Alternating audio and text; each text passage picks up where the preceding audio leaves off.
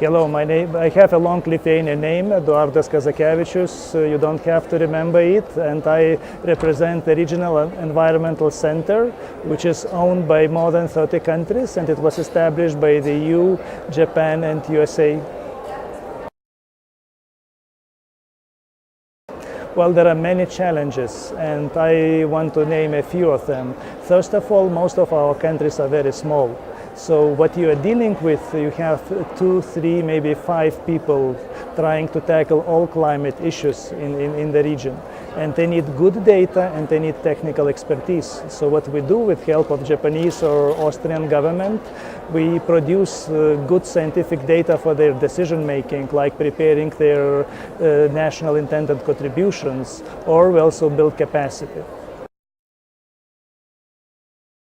Many of those challenges are regional. Imagine the situation when you have a river somewhere in the Balkans, and you have a hydropower plant, then you have a factory, and then you have agricultural land. And with climate change, there will be less water. So you have to make priorities. Whom do you support? And imagine in addition that you have a country borders in between. So this is a clear recipe for political and even kind of state conflicts.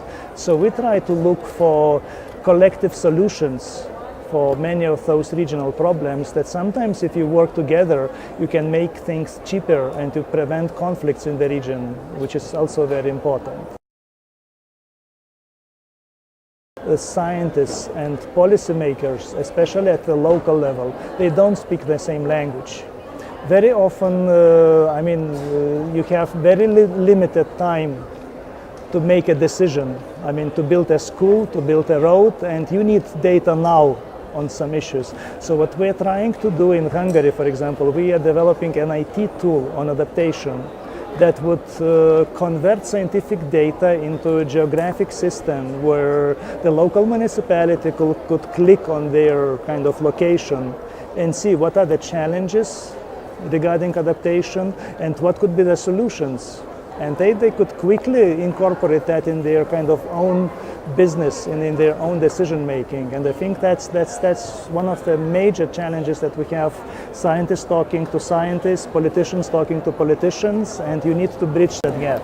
And one more problem is about technologies, because you have many good technologies in the world, and you have people that need those technologies. The problem is that the companies producing technologies don't know who needs their technologies, especially if it's a small company having really something new. And then for them it's a challenge to find their clients.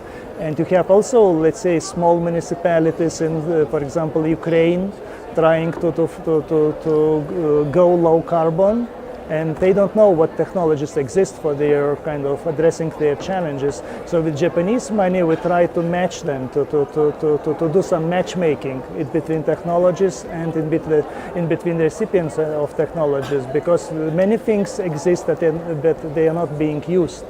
And I think that's another problem that we are trying to solve with our job.